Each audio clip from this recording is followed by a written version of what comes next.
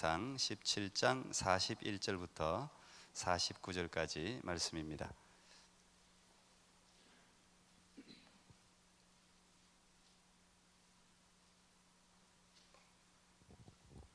사무엘상 17장 41절부터 49절까지 말씀, 구약성경 437쪽. 우리 한 절씩 교독하겠습니다. 하나님의 말씀입니다. 블레셋 사람이 점점 행하여 다윗에게로 나아오는데 방패 든 자가 앞섰더라.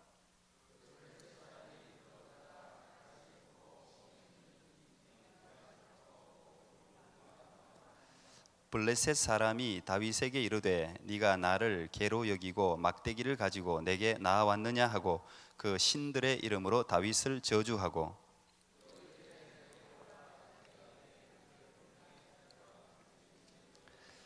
다윗이 블레셋 사람에게 이르되 너는 칼과 창과 단창으로 내게 오거니와 나는 만군의 여호와의 이름 곧 내가 모욕하는 이스라엘 군대의 이름으로 내게 가노라.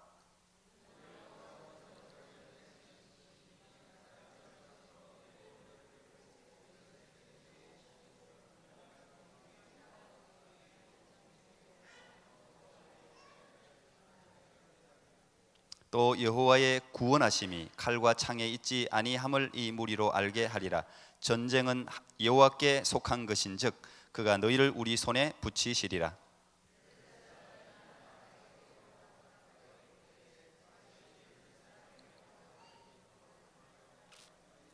같이요. 손을 주머니에 넣어 돌을 쥐하여 물매로 던져 블레셋 사람의 이마를 치매 돌이 그 이마에 박히니 땅에 엎드러 지니라. 아멘. 할렐루야. 오늘도 하나님께서 말씀으로 우리에게 말씀하실 줄 믿습니다. 오늘은 업신 여길 때가 기회다.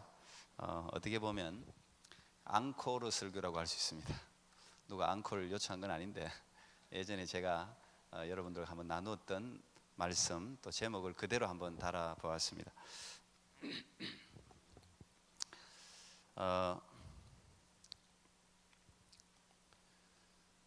제가 오늘 칼럼을 여러분, 제가 죄송합니다. 제 글이긴 하지만 한번 설교하기 전에 한번 읽고 시작하려고 합니다. 주고 광고는 안 했는데 300명 초청 새생명 축제를 앞두고 씨름을 합니다. 이런 제목입니다. 그런 그 사람을 대변합니다. 저는 지난 10년간 거의 매주 주보 칼럼을 적었습니다. 늘 다른 주제로 글을 적는다는 게 그리 쉬운 일은 아닌가 봅니다. 그래서 어떤 목사님은 제게 주보에 목회자 칼럼을 두는 게 좋은 게 아니라는 조언을 하기도 했습니다. 이후에 어쨌든 칼럼을 적을 때마다 고민은 됩니다. 글을 적는 게 고민이 아니라 목회자의 마음을 너무 자주 드러내는 게 아닌가 염려스러워서입니다. 하지만 지금까지 제 마음의 소리를 대체로 솔직하게 담았습니다. 그것이 글에 대한 정직한 태도라고 여겼기 때문입니다. 오늘도 제 안에 있는 솔직한 고민을 좀 드러내야 할 것 같습니다. 오늘은 11월 19일에 계획하고 있는 300명 초청 새생명 축제에 대한 이야기를 좀 하려고 합니다. 개척한 후로 전도를 위해 성도들을 강압적으로 밀어붙인 적이 없습니다. 이벤트와 마케팅, 연예인 초청과 푸짐한 상품으로 사람을 끌어모았다고 해서 예수의 사람이 되는 게 아니라는 걸 너무나 많이 보아왔기 때문입니다. 하지만 얼마 남지 않았지만 올해는 좀 하지 않던 행동을 해보려고 합니다. 사실 교회의 핵심적인 사명은 영혼 구원에 있습니다. 하나님의 백성 만드는 데 있습니다. 비밀스런 천국을 사람들이 맛보게 하는데 그 존재 의미가 있습니다. 우리가 왜 전도해야 하느냐의 당위성은 충분히 아시리라 믿기에 생략하겠습니다. 300명이란 숫자를 굳이 기돈 300용사를 생각할 필요는 없습니다. 이 숫자는 그냥 우리 본당을 가득 채울 수 있는 숫자입니다. 우리는 지난 10년 동안 교회를 렌트해서 사용해 왔습니다. 트리니티 교회와 이곳 핀란드 교회의 본당 자리수가 비슷합니다. 300명 내외입니다. 렌트 교회치곤 좋은 위치에 좋은 교회들이었습니다. 목회자로서 늘 제 마음속에 있었던 부담은 빈자리였습니다. 하나님이 이 정도의 사이즈 교회를 주실 때는 이 빈자리를 나의 백성들로 채우라는 묵시적 명령이었다고 믿습니다. 우리가 믿는 복음이 진정 살아있는 복음이라면 이 복음은 반드시 전해져야 하고 교회는 매주 새로운 영혼을 한 명이라도 모시고 와야 정상입니다. 곧 보고를 하겠지만 얼마 전 우리 교회는 처음으로 교회 건물을 구입하기 위해 정식 오파를 쓴 적이 있습니다. 급하게 결정된 일이라 당회와 건축위원들만 알고 있습니다. 물론 멀티 오파여서 떨어지긴 했지만 좋은 경험이었고 많은 생각을 하게 만들었습니다. 그중 제 마음에 걸렸던 게 지금도 여전히 남아있는 빈자리였습니다. 하나님이 주신 본당을 예배하는 백성들로 한 번도 채우지 못한 것에 대한 회개였습니다. 그것은 저의 게으름이었고 악한 것이었습니다. 열심을 내어 주를 섬기라는 것이 주님의 명령이었는데 할 수 있는 일을 하지 않은 것입니다. 이 일이 선행되어야 마음껏 사역할 수 있는 건물을 주실 것 같다는 생각이었습니다. 거두절미하고 이런저런 이유로 이번에 300명 초청 새생명 축제를 가지려고 합니다. 다음 주부터 본격적으로 홍보 및 기도와 전도를 하게 될 것입니다. 비록 체질이 아니시겠지만 이번만큼은 저와 같은 마음으로 열심히 참여해 주시기를 부탁드립니다. 이 글을 적기 전까지 계속되던 저의 고민은 과연 이 축제가 단순히 교회 사이즈를 크게 하려고 하는 세상적 욕망 때문인가 하는 것이었습니다. 그럴수록 분명해지는 것은 복음에 대한 거룩한 부담과 사명입니다. 복음은 외쳐져야만 하고 그 전도에 미련한 것으로 사람들이 구원을 받는다는 단순한 성경적 사실입니다. 무엇보다 중요한 건 영혼 구원에 깨어 있어야 우리 신앙이 살아나게 되고 성장한다는 사실입니다. 분명히 이 일에 하나님의 선한 뜻이 우리 교회와 여러분의 영적 삶에 나타날 것을 굳게 믿습니다. 충분히 전달되었으리라고 생각을 합니다. 나중에 우리 재직회 통해서 우리 교회가 아마 대부분 사람들이 모르고 있고 아시는 분들은 또 기도하면서 지난번 그 오파 낸 게 어떻게 됐냐, 좋은 위치 교회 건물이 나와서 사실 우리가 처음으로 우리 당회와 건축위원들이 함께 모여서 기도하고 오파를 낸 적이 있습니다. 여러 가지 절차를 거쳐서 물론 이제 터무니없는 그 교회 건물에 비해서 터무니없는 사실은 세상적으로 보면 액수를 적었습니다. 우리가 쓸 수 있는 성도들이 충분히 받아들일 수 있는 우리가 가지고 있는 건축 헌금을 포함해서 우리 능력에 맞는 액수를 적어내었는데 혹시나 하나님께서 허락하시면 이게 세상 건물이면 세상적으로 보면 당연히 안 되는 겁니다. 그건 그냥 거의 3분의 1도 안 되는 가격을 우리가 적었습니다. 그리고 제가 레터를 하나 적어서 이건 건축업자한테 팔면 안 되고 교회에 파는 것이 맞다. 이제 이렇게 좀 제 나름대로 글을 적어서 붙여서 했는데 그게 좀 어필을 한 것 같아요. 제가 적은 게 물론 그 건물은 교회로 넘어갔습니다. 건축업자한테 넘어간 건 아니고 우리에게도 터무니없는 액수였지만 몇 번이나 우리 교회를 확인하고, 왜냐하면 건강한 교회잖아요. 우리 교회가 그래도 굉장히 건강한 교회이기 때문에 주고 싶지만 액수가 너무 적어서 이제 어쨌든 여러 번 이제 컨택하고 이제 여러 가지 그래도 많이 올라갔어요. 저 위에까지. 어쨌든 좋은 경험을 했습니다. 이번에 우리가 제가 처음 여러분에게 이제 보고를 드리는 정식으로 아마 우리 장로님이 나중에 아마 재직회 통해서 여러분에게 말씀을 드릴 겁니다. 그러나 좋은 경험이었고 그리고 하나님께서 또 제 개인적으로 우리 건축위원들에게도 주는 깨달음들이 많았습니다. 저는 우리 교회를 사는 걸 원치 않습니다. 솔직한 마음입니다. 교회 건물을 사는 걸 원치 않습니다. 그냥 우리가 주님 오실 때까지 렌트에 쓰는 게 좋다고 생각하는 사람입니다.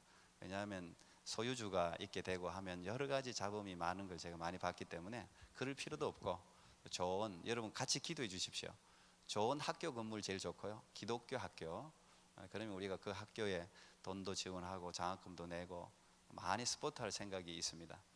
그런 좋은 위치에 좋은 우리가 쓸 수 있는, 서로 우리는 주일만 쓰고 저녁에만 쓰니까 서로 같이 공유해서 같이 쓸 수 있으면 굳이 우리가 많은 부담을 가지고 건축을 할 필요도 없고 장기 렌트를 할 수 있으면 가장 좋고, 또 하나님이 또 우리에게 맞는 교회를 주시면 좋겠다, 그런 생각을 이제 하죠.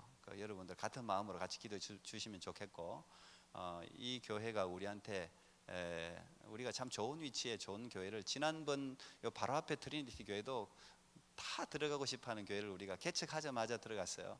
그래서 한 6년 7년 가까이 사용을 하고 또 이쪽으로 이렇게 여러 가지 이유로 옮기게 되었는데, 그러나 어쨌든 하나님이 우리 교회는 렌트 하기에는 사이즈가 아주 애매합니다. 작지도 않고 크지도 않고 상당히 애매합니다. 이 피니시 교회도 사실 이 교회보다 우리가 사이즈가 크거든요. 교회 그 인원으로 치면.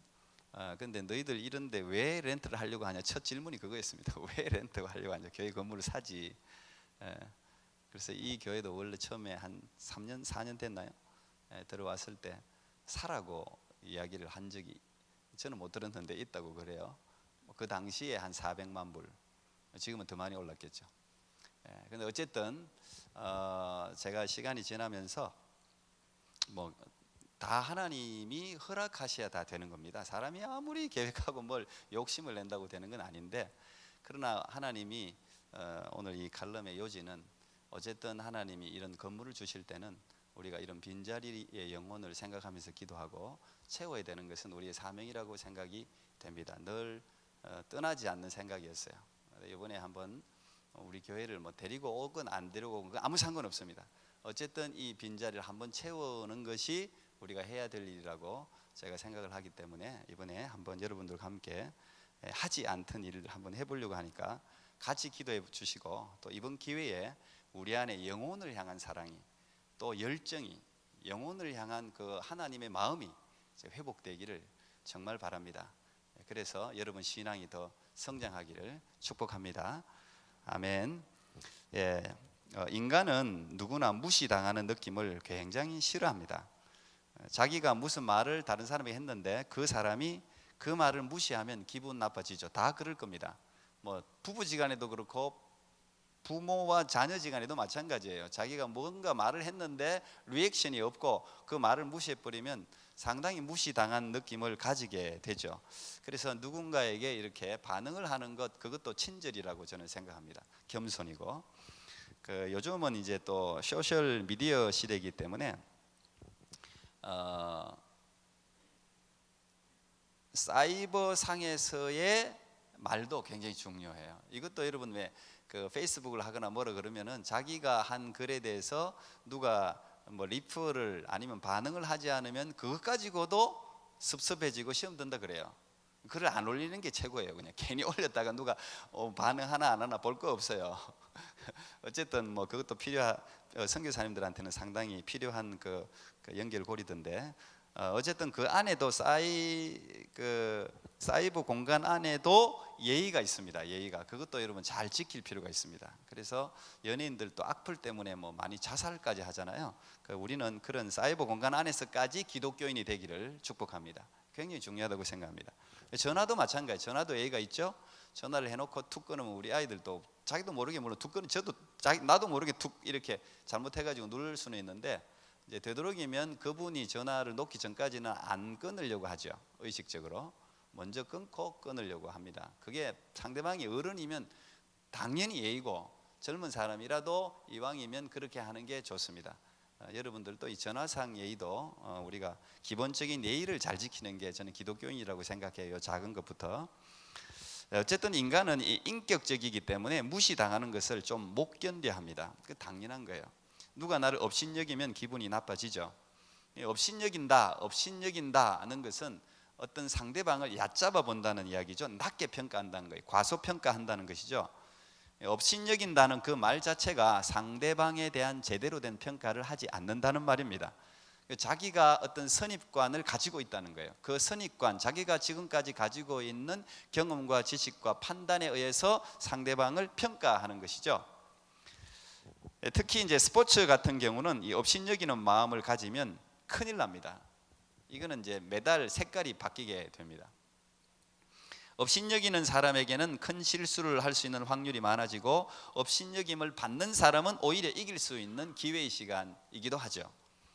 얼마 전에 신문 보니까 우리나라 대한민국이 9회 연속 월드컵 축구에 진출했다. 그래서 뭐 이게 축하도 아니고 좋긴 좋은데 별로 찜찜한 좋은 거 그거 그렇게 적어놨던데 9회 연속 진출은 세계에서 6번째입니다.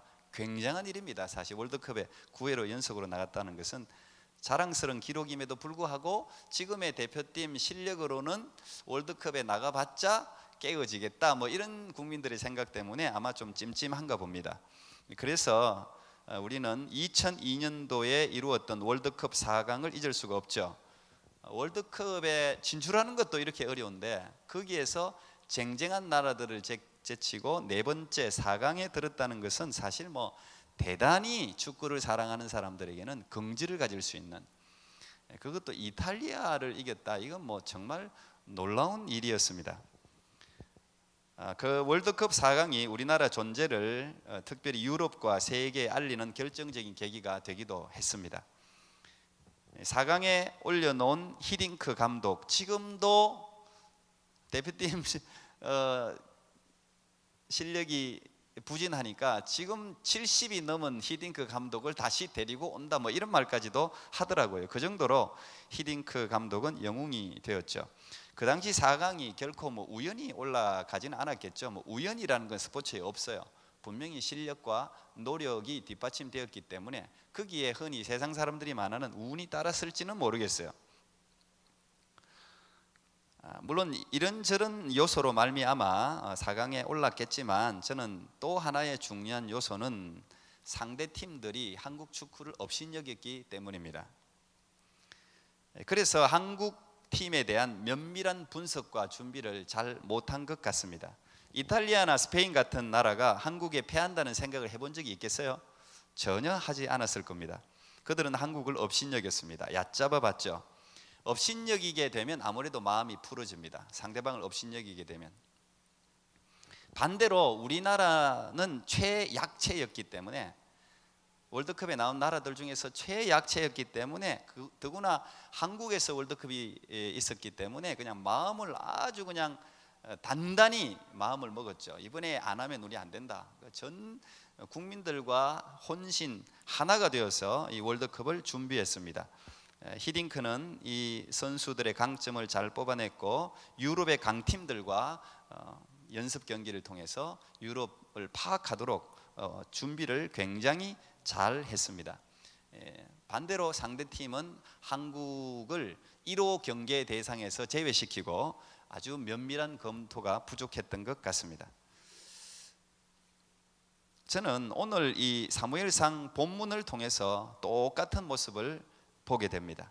42절에 보면 골리앗은 다윗을 업신여기고 있습니다. 업신여겼다는 표현을 그대로 쓰고 있어요. 도저히 상대할 만한 상대라고 생각하지 않고 있는 거죠.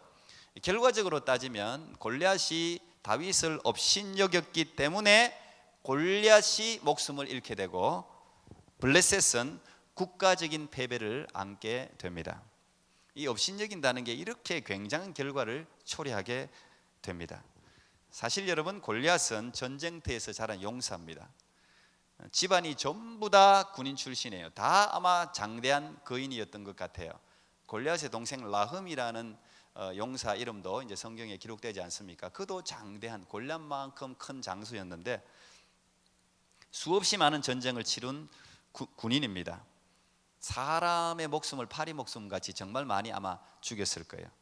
이미 죽을 각오를 수도 없이 하면서 전쟁에 임해온 사람입니다. 전쟁터에서 자랐다 그렇게 표현해도 틀리지 않을 만큼 골리앗은 아주 전쟁에 이골이 난 사람이에요.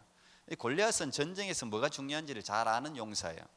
기선제압이 중요하다는 것을 골리앗은 아는, 전술도 아주 탁월한 사람입니다. 칼과 무기를 자유롭게 사용할 줄 아는 군사였습니다. 이 성경에 표현된 대로 그가 입은 갑옷의 무게만 해도 57kg, 거의 뭐 저 같은 사람 하나를 그냥 안고 다니는 거예요. 거인입니다. 자루에 달린 창날 무게만 7kg입니다. 아마 그 모습만 봐도 상대방이 기가 죽을 만한 거인이고 용사입니다. 근데 골리앗은 덩치만 큰 게 아니라 거기에 지략까지 가졌어요. 머리도 똑똑한 사람이에요. 어떻게 상대방 군인들의 길을 꺾을 수 있는지를 잘 알고 그것을 이용하는 사람이었어요. 골리앗이 하는 말들을 들어보면 그래요. 골리앗은 상대방의 길을 제압하고 이 머리가 상당히 있는 그런 블레셋 장수였습니다. 항상 전쟁이 일어날 때마다 맨 앞에서 싸운 용장입니다. 어쩌면 전쟁에서 불패의 기록을 가지고 있을지도 모르죠. 지금 이제 이 상황을 보면 이스라엘과 블레셋이 서로 대치하고 골짜기를 중간에 두고 산에 이렇게 대치하고 있는 상황이죠. 그 대치가 지금 40일이 넘은 것 같아요. 40일 동안이나 이 골리앗이 앞에 나와서 전쟁을 도두었으니까 아침 저녁으로 나와서 이스라엘의 하나님을 욕하고 이스라엘 군인들을 욕하고 왕도 욕하고 그들의 화를 자꾸 돋우는 거죠. 실제로 이스라엘은 골리앗으로 인해서 사기가 땅에 떨어졌습니다. 17장 11절 보면 전부 모두 두려워서 벌벌 떨었어요. 이 군대 전쟁에서 이 군인들이 사기를 잃어버리면 뭐 끝이죠. 지금 그런 상태예요. 누구든지 나를 상대할 수 있는 사람이 있으면 나와라. 많이 싸울 것 뭐 있냐? 우리 1대1로 싸워서 너희들 대표가 이기면 우리가 너희들의 종이 되겠고 내가 만약 이기면 너희들이 우리 종이 되라, 이거예요. 아주 그냥 당차게 그런 제안을 골리앗이 지금 하고 있습니다. 그런데 40일이 지나는 동안 이스라엘에는 한 명도 골리앗을 상대할 대표가 생기지 않았습니다. 이제 이 상황들은 너무 여러분 유명한 구절들이니까 한번 성경 전체를 한번 여러분들이 다시 한번 읽어보면 좋을 것 같고요. 그때 이세의 8번째 막내인 다윗이 지금 첫째, 둘째, 셋째가 전쟁에 참여하고 있기 때문에 그의 안부를 묻기 위해서 도시락을 싸가지고 지금 여기에 왔습니다. 그런 상태인데 때마침 골리앗이 나와서 팍 이스라엘의 화를 돋우는, 하나님을 욕하는 그런 장면을 이 다윗이 듣게 된 그런 상황이죠. 그래서 다윗이 도저히 그 골리앗이 하나님을 저주하고 하나님을 욕하는 그 말을 도저히 듣지 못해서 의문이 생겨서 왜 아무도 나가지 않느냐, 자기를 보내주면 나가겠다는 이야기를 곳곳에서 해요. 그래서 사울에게 불려가죠. 그리고 뭐 이런저런 상황으로 어쨌든 사울이 이 다윗이라는 친구를 보고 보내도 되겠다라고 판단한 거예요. 어쨌든 사울이. 그리고 저쪽 전가를 보냅니다. 블레셋 진영에 골리앗과 싸울 우리 이스라엘 대표가 생겼다. 흔히 청년들 하는 말로 맞짱 뜨자, 이제 전가를 보냈습니다. 40일 동안 하나도 이스라엘 진영에서 아무런 이야기가 없고 벌벌벌벌 떠는 모습만 보였는데 갑자기 대표가 생겼다니까 아마 분명히 골리앗과 블레셋 진영에서도 긴장을 했을 겁니다. 도대체 어떤 인물이기에 저렇게 당당하게 전가를 보내왔을까? 분명히 골리앗도 긴장했을 거예요. 그리고 대표자끼리 싸움을 하자고 하니까 골리앗이 이제 대표로 나가는 모습인데 얼마나 긴장하고 있는지를 이 구절을 통해서 볼 수 있어요. 41절에 보니까 블레셋 사람이 골리앗을 이야기하죠. 점점 행하여 다윗에게로 나아오는데 방패 든 자가 앞섰더라. 골리앗이 당당하게 전쟁 용사임에도 불구하고 도대체 어떤 사람이 나올지를 알 수 없으니까 앞에 방패 든 용사들을 많이 세웠어요. 방패로 전부 가리고 자기는 뒤에 숨어서 어떤 용사가 나오는지를 지금 살피고 있는 거예요. 조심조심 앞으로 나오겠죠. 점점 이제 상대방의 모습이 뚜렷이 보이기 시작합니다. 골리앗이 이렇게 둘러봤습니다. 성경에 보니까 둘러봤다 그러죠. 42절에 둘러보았다는 이제 이 단어는 아주 매우 신경을 곤두세워서 자세히 살펴봤다는 뜻이에요. 그렇지 않겠습니까? 저 상대방이 누군지 지금 얼마나 궁금했겠어요. 그리고 지금 목숨을 걸고 싸워야 될 판이니까 아주 그냥 촉각을 곤두세워서 자세하게 지금 상대방을 살펴본 거예요. 근데 이게 웬일입니까? 지금 자신의 눈에 보이는 이스라엘의 대표는 I입니다. 여러분 NIV 성경 영어로 보면 보이라고 적어놨어요. 보이처럼 보였겠죠. 물론 이제 여러분들이 우리가 흔히 만화 같은 걸 그릴 때 다윗을 그냥 꼬마처럼 이렇게 그리는 경우가 있는데 전혀 그렇지 않습니다. 실제로 다윗은 꼬마가 아니고 지금 다윗의 나이를 정확하게 알 수는 없지만 한 17세쯤으로 봐야 됩니다. 그 뒤에 이제 30세의 왕으로 등극하니까 또 10년 이상 광야 생활을 한다 생각하면 한 10대 후반이에요. 10대 후반. 우리 교회로 치면은 재빈이 태준이, 키는 제빈이 키만 했을 거예요. 다윗이 키가 큰 키입니다. 왜? 사울이 큰 키인데 사울의 옷을 입힐 정도니까 작은 키가 아닙니다. 그러니까 10대 후반 청소년입니다. 그리고 건장했습니다. 그러나 얼굴은 숨길 수가 없잖아요. 아무리 덩치가 좋아도 여러분 10대 애들 보면은 얼굴은 뭐 그 소년이지 않습니까? 지금 골리앗이 보는데 그냥 보입니다. 그야말로 아이로밖에 안 보이는 거죠. 손에 든 것도 칼이 아니에요. 나무 막대기 하나 지금 들고 나오고 있어요. 물맷돌 하나 들고 나오고 있어요. 입은 옷도 전투복이 아닙니다. 목동에 흐름한 옷을 지금 입고 나오고 있습니다. 얼굴은 아주 붉고 아주 핸섬하게, 다윗이 그래도 잘생긴 얼굴이에요. 지금까지 골리앗이 싸운 적장들과는 완전히 다른 모습입니다. 이런 중요한 순간에 국가의 대표치고는 너무 허술하게 보인 것이죠. 골리앗이 다윗을 보자마자 업신여겼습니다. 42절 보니까 그 블레셋 사람이 둘러보다가 다윗을 보고 업신여기니 이는 그가 젊고 붉고 용모가 아름다움이라. 자, 이제 여기서부터 일이 시작됩니다. 굉장히 많은 교훈을 우리에게 주는 단어입니다. 보자마자 눈에 보이는 것으로 업신여길 수밖에 없는 상황이에요. 상대방이 그런 모습입니다. 그건 틀림없어요. 눈에 보이는 모습으로는. 그런데 이 골리앗이 업신여기는 순간 무장해제입니다. 무장해, 긴장이 사라져요. 아이고, 저 정도는 내가 한 손으로도 이길 수 있겠다. 상대방을 과소평가했습니다. 아주 얕잡아 봤습니다. 저는 이 사실을, 이 설교 보면 굉장히 좋아합니다. 청년들에게 많이 들려주고 싶어요. 특별히 우리 하지 가족들도 마찬가지. 이게 세상의 가장 큰 약점입니다. 반대로 이게 크리스찬의 가장 큰 강점입니다. 세상 사람들은 언제나 외모로 사람을 평가합니다. 세상 사람들은 돈으로, 지식으로, 학력으로, 미모로, 권력으로, 신체로, 배경으로, 백그라운드로 뭐 이런 걸로 사람을 평가해요. 그런 게 낮으면 아이 별 볼 일 없네 뭐, 저 사람한테 덕 볼 일도 없네 뭐. 그래서 그 사람을 얕잡아 봐요. 업신여겨 버려요. 보이는 것으로 평가해요. 그래서 사람들은 전부 보이는 것을 잘 보이기 위해서 노력해요. 대표적으로 우리나라 문화가 그렇습니다. 그 칠해가 얼마나 화려한지 몰라요. 그래서 좋은 건 포장 문화가 굉장히 발달되어 있어서 포장은 한국계 최고예요. 그것도 뭐 장점이면 장점이죠. 포장을 벗게 되면 내용이 좋으면 너무 좋은데 내용이 허술하면 그 포장 그거 아깝죠. 근데 사람들 모두가 보이는 것을 갖추려고 거기에 힘을 다 쏟는 거예요. 전부 다. 뭐 우리 청년들도 마찬가지, 어른도 마찬가지고, 그게 뭐 나쁘다고 생각이 되진 않지만 본질은 아니라는 거예요.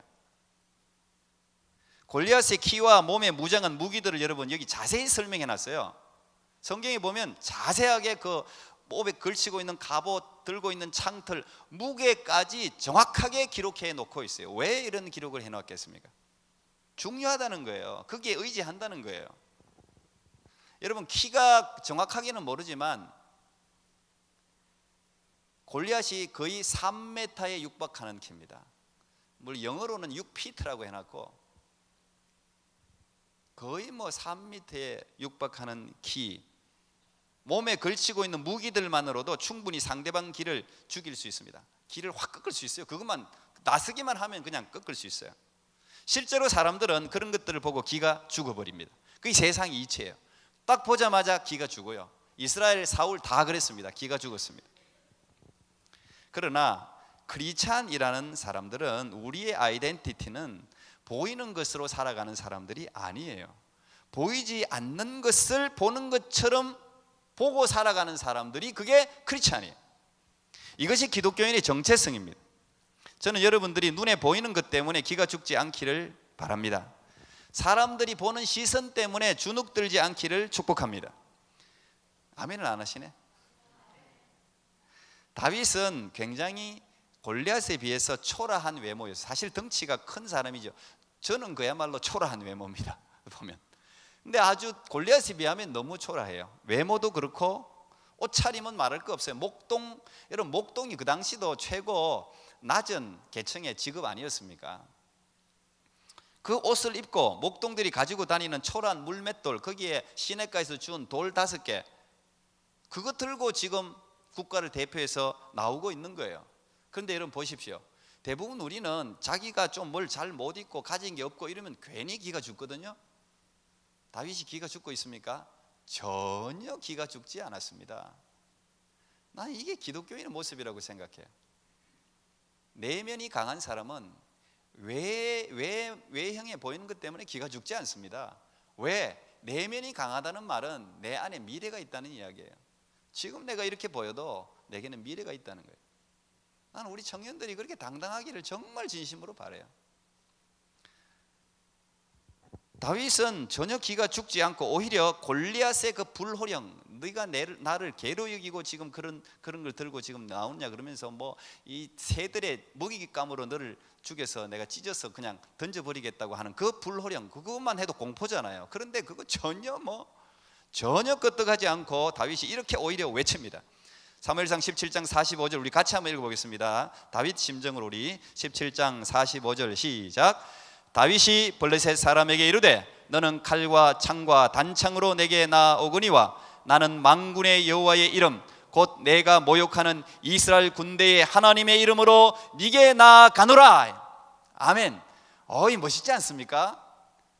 뭐 허풍이라도 나는 멋있다고 생각해요. 나는 이런 말 좀 해야 된다고 생각해요. 너는 세상에 보이는 무기가 최고라고 생각하지만 나는 네가 보지 못하는 하나님을 소유하고 있다. 오늘 그 이름의 위력을 네가 보게 될 것이다. 이것이 진정한 힘이라는 사실을 나는 네게 보여줄 것이다. 뭐 이런 말 아니겠어요? 저는 이제 이 본문을 보면 사도행전 3장이 생각납니다. 사도행전에 기록되어져 있는 안전뱅이, 태어나자마자부터 안전뱅이인 거지가 성전에 들어가는 사람들에게 구걸하는 장면이지 않습니까? 사도행전 3장에. 요즘도 이 차 이렇게 타고 오면 요즘 왜 그렇게 이렇게 구걸하시는 분들이 많은지 모르겠어요. 어쨌든 아주 불쌍하게 이렇게 구걸하는데 이 구걸하는 사람들이 돈을 줘야 되지 뭐 다른 거 주면 싫어합니다. 돈이 최고죠. 그런데 베드로하고 요한은 돈이 없었어요. 성전에 기도하러 가고 있는데 그런데 나를 주목해 봐라. 갑자기 나를 주목해 보라고 해놓고 뭘 제대로 된 걸 안 주면 욕 먹죠. 거지한테 욕 먹습니다 오히려. 근데 나를 주목해 봐라 당당하게 딱 이야기하는 것, 거지 보고. 그러면서 그 안전뱅이에게 이렇게 선포했죠. 사도행전 3장 6절 보니까 은과 금은 내게 없거니와 내게 있는 것으로 네게 주노니 곧 나사렛 예수 그리스도 이름으로 걸어라. 또 아멘 안 하시네. 너무 빠져갖고 아멘 잊어버리셔야죠. 예. 나 여러분에게 걷는 역사 있기를 축복합니다. 예. 믿음의 사람들은 믿음을 가지고 이걸 받아들이면 놀라운 일이 일어나요. 여러분 돈으로 금으로 은으로 안전뱅이 일어나게 할 수 있습니까? 지금도 못 일어나게 합니다. 지금 의술로도. 그런데 금과 은은 없어요. 금과 은이 없다고 해서 기죽지 말고 우리 안에 나사렛 예수 그리스도 이름이 있다는 거예요. 여러분에게도 다 있잖아요. 이 이름으로 선포하니까 안전뱅이가 일어나서 새로운 삶을 살았습니다. 돈으로 새로운 삶이 시작됩니까? 잠시 하루 먹고 또 그 다음 똑같은 신세죠. 우리 하나님은 우리를 영원히 고치잖아요. 사람들은 물질이, 힘이, 권력이 모든 걸 할 수 있다고 믿고 있지만 그것으로 안 되는 일이 사실 너무도 많습니다. 하지만 예수 그리스도의 이름은 우리의 삶을 새롭게, 인생을 새롭게, 불가능을 가능하게 하는 살아있는 이름인 줄 믿습니다. 나는 여러분들이 이 사실을 기억하기를 바랍니다. 믿을 수 있으면 너무 좋겠어요. 남들이 여러분을 업신여긴다고 주눅 들고 실패한 인생처럼 고개 숙이지 마시기를 바랍니다. 하나님은 살아계시잖아요. 남들이 업신여기는 거 기분 나쁘죠. 기분 나쁩니다 사실. 그러나 기분 나빠하지 말고 자기에게 주어진 사명에 더 충실할 필요가 있어요. 그건 너무 신경 쓰지 말고 지금 자기 자신에게 주어진 일이 있어요. 지난주 말씀드렸지만 우리는 어떤 목표를 향해서 달려가는 직선적인 역사관을 가지고 있어요. 우리에게 하나님이 주신 사명이 있다니까요. 그 사명에 최선을 다해야 됩니다. 다윗은 바로 그 사명에 최선을 다한 사람이에요. 다윗은 사실 군사로서 굉장히 많은 약점을 가지고 있었습니다. 일단 나이가 어렸습니다. 그리고 두 번째 전쟁 출전 경험이 하나도 없었어요. 처음 전쟁 참여한 거예요. 거기가 싸움 기술, 전쟁 기술 배워본 적 없었습니다. 그런데 이 약점을 다윗은 어떻게 극복해내고 있습니까? 그것은 자기가 가지고 있는 목동으로서의 경험과 살아계신 자기가 믿는 하나님에 대한 믿음으로 그것을 극복해내고 있잖아요. 여러분, 오히려 남들이 주목하지 않을 때가 성장의 기회입니다. 준비되지 않은 상태에서 다른 사람들의 주목을 받기 시작하면 빨리 무너질 가능성이 많습니다. 아직 소년, 세상적인 때가 묻지 않았을 때, 목동으로 집안 부모에게조차 주목받지 못할 때 다윗은 준비했습니다. 하나님에 대한 지식을 쌓아갔습니다. 오히려 다윗이 이 골리앗을 죽이고 난 후에 이름이 났어요. 유명해졌어요. 근데 그 이후로, 주목을 받고 난 이후로 다윗의 삶은 더 어려워졌습니다. 주목을 받게 되니까 사울의 미움을 받게 되었고 결국 쫓겨다니게 되었습니다. 물론 돌이켜보면 그것도 하나님의 섭리였어요. 광야에서 10년 이상을 도망자로 다녔는데 숨긴 거예요. 다윗이 너무 유명하니까. 사울이 죽인 자는 천천히요, 다윗의 죽인 자는 만만이로다. 여자들이 전쟁에서 들어오는 군대를 향해서 노래를 부르는데 사울이 그것 때문에 기분이 나빠졌잖아요. 그때부터 다윗을 주목하고 미워하기 시작했거든요. 유명해진다는 게 좋은 건 아니에요. 준비되지 않은 사람은 유명해지면 안 돼요. 추락할 가능성이 상당히 많습니다. 다윗이 아직 준비가 덜 됐기 때문에 일단 다윗의 이름을 높이고 난 후에 하나님은 다윗을 광야로 숨겨버렸어요. 사람들이 주목할 때 주목을 더 이상 받지 않도록. 다윗이 막 떠는 것 같더니 갑자기 도망자가 됐네. 사람들의 기억에서 사라지게 하는 거예요. 다윗은 나한테 왜 이런 일이 생겼을까라고 얼마나 하나님을 원망했겠습니까? 근데 그건 하나님의 훈련이었어요. 다윗은 양을 치는 목동으로서는 왕이 될 자격이 충분히 갖춰지지 않았던 것이죠. 양을 치는 것도 중요해요. 목동으로서의 경험은 중요하지만 사람과 부딪혀야 돼요. 왕이 되려면, 사회의 지도자가 되려면 사람과 부딪혀서 그걸 이겨내야 되는 거예요. 그 다음부터 하나님이 양이 아니라 사람을 붙이잖아요. 그래서 리더십을 배우게 하잖아요. 배신도 당해보고 또 사람을 품어도 보고. 사람들은 광야로 숨어들었을 때 다윗을 잊어버렸지만 하나님의 시선은 다윗에게 머물러 있었습니다. 오히려 하나님은 계속해서 다윗을 쫓아가면서 다윗과 교제했어요. 지금 혹시 사람들이 주목하지 않는 삶을 살아가고 계신 분들이 계십니까? 만약에 그렇다면 더 감사하게 여기십시오. 아무도 주목하지 않을 때가 오히려 놀라운 일을 준비할 수 있는 시간이기 때문입니다. 주목하기 시작하면요, 너무 아무 준비 못해요. 그때부터는 남들이 업신여깁니까? 너무 기분 나빠하지 마시고 그 시간을 잘 사용하십시오. 여러분, 더러운 양을 돌보고 있습니까? 최선을 다하십시오. 다윗은 막내였는데 항상 양 보는 일은 다윗 차지예요. 왜 나만 자꾸 일을 시키냐? 다윗은 그런 불평을 한 적이 없어요. 자기에게 맡겨진 그 더러운 양에 대해서 최선을 다했습니다. 어느 정도로? 목숨을 걸고, 곰이 양을 훔쳐갈 때 목숨을 걸고 곰의 이에 걸려있는 양을 찾아냈어요. 저는 이 다윗의 이 자세를 하나님 봤다고 생각해요. 여러분, 더러운 양을 돌보고 있다면 양에 대해서 통달할 수 있는 시간에 통달하십시오. 최고의 목동이 되십시오. 그리고 한가로운 시간을 하나님과 교제하는 데 사용하십시오. 시간이 너무 많아요. 축복입니다. 그 시간을 하나님과 함께 교제하시고 여러분들을 성장시키는데 활용해야 됩니다. 영적인 무장을 해야 됩니다. 영적인 일기를 적으십시오. 마음을 살찌우고 영혼을 가꾸십시오. 깊이 묵상하십시오. 다윗은 결코 시간을 낭비하지 않았습니다. 다윗은 매일같이 돌을 던지는 훈련을 했습니다. 여러분, 한 방에 모든 게 무장이 다 있는데 여기만 열렸어요. 골리앗이. 어떻게 여기를 딱 맞출까요? 한 방에. 물론 하나님의 손이 함께 했겠지만 피나는 훈련을 다윗은 한 겁니다. 오늘날 치면 병 하나 세워놓고 그냥 돌을 던져서 바로 맞출 정도로 매일 그 훈련을 했어요. 누구를 위해서? 양을 지키기 위해서. 양을 지키기 위해서.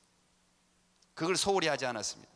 그리고 다윗이 가지고 있는 악기, 하프, 수금, 이거요 매일 연습했는데 어느 정도로 연습했냐? 저는 이거 정말 우리가 본받아야 된다고 생각해요. 수금을 누가 가르쳐 준 건 아니지만 다윗은 프로페셔널하게 수금을 탔습니다. 계속해서 수금 타는 걸 익혔어요. 어느 정도로? 그때 사울이 악신에 들려서 수금 잘 타는 사람 없냐 알아봐라. 그때 다윗을 사람들이 주목했어요. 다윗이라는 청소년이 있는데 수금을 기가 막히게 탑니다. 전국에서 알려질 정도로 수금을 잘 탔어요. 그만큼 악기 연습에도 충실했다는 이야기예요. 누구에게 보이기 위한 것이 아니라 자기가 할 수 있는 시간을 최대한 활용하고 자기가 주어진 여건 가운데서 최선을 다했다는 이야기죠. 그렇게 준비를 했기 때문에 하나님은 다윗을 왕으로 세우게 된 것입니다. 여러분, 남들이 업신여길 때가 기회입니다. 남들이 업신여길 때 기회입니다. 그 기회를 놓치지 마시고 하나님이 기뻐하는 하나님의 사람으로 여러분 스스로를 세우는데 활용할 수 있기를 축복합니다. 다윗에게 승리를 안겨준 하나님께서 여러분에게도 동일한 은혜를 베풀어 주실 줄 믿습니다. 아멘. 기도하겠습니다. 하나님 감사합니다. 그렇습니다. 때때로 우리가 실패하고 우리가 원하는 삶을 살아가지 못할 때 우리 스스로 소심해지고 또 스스로 낮아져서 다른 사람이 무시를 하면 기분이 나쁘고 상처를 받고 울분이 마음속에 쌓입니다.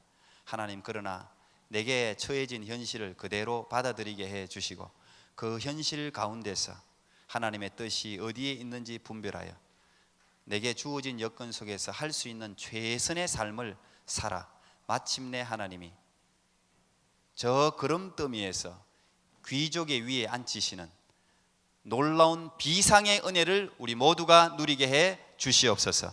예수님 이름으로 기도하옵나이다. 아멘. 우리 그 자리에다 일어서서 봉헌하겠습니다.